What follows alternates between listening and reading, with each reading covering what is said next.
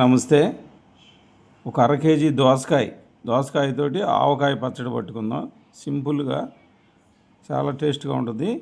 ఒక అర కేజీ దోసకాయ ఇది కట్ చేసుకుందాం. ప్రాసెస్ చూద్దాం. గట్టి దోసకాయ తీసుకోవాలి. కట్ చేసుకొని టేస్ట్ చూసుకోవాలి. చిన్న ముక్క కట్ చేసుకొని చేతి లేకుండా చూసుకొని చిన్న ముక్కలు కట్ చేసుకుందాం.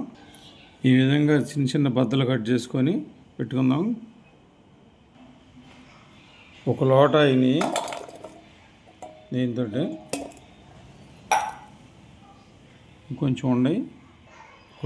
ఒక లోట కొంచెం పావు భాగం ఉన్నాయి.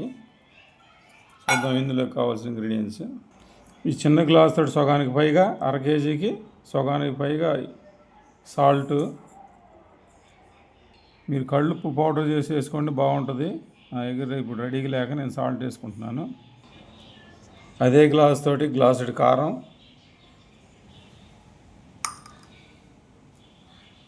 ద్వారగా వేయించి చల్లారిన తర్వాత పిండి పట్టుకున్న ఆవు పిండి 2 స్పూన్లు, అదేవిధంగా వేయించి ద్వారగా చల్లార్చుకొని పౌడర్ చేసి పెట్టుకున్న మెంతిపిండి పావు టీ స్పూను, తొక్క తీసి పెట్టుకున్న 15 చిన్నులపాయ రెబ్బలు, కొద్దిగా ఇంగువ అనేది మీ ఆప్షన్ వేసుకుని లేకట్లేదు, పావు టేబుల్ స్పూన్ ధనియాల పౌడరు, పావు టీ స్పూన్ జీలకర్ర పౌడరు, ఉప్పు కారం వేసుకున్న గ్లాసున్నర కాసి చల్లార్చిన వేరుశనగ నూనె.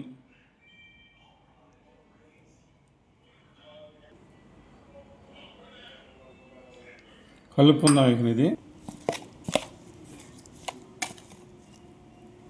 అర కేజీ దోసకాయకి 3 నిమ్మకాయలు అంటే 3-4 స్పూన్లు నిమ్మరసం వచ్చేట్టు వేసుకొని కలుపుకొని ఊరబెట్టుకోవడమేను.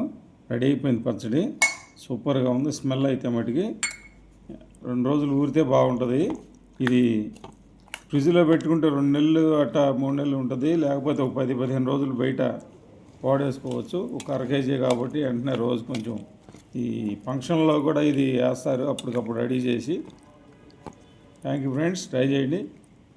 చాలా టెంప్టింగ్గా ఉంది చూడటానికి. అయితే టేస్ట్ కూడా బాగా అన్ని మిక్సింగ్ సరిపోయింది. పర్ఫెక్ట్ కొలతలతోటి ట్రై చేయండి ఫ్రెండ్స్. Thank you.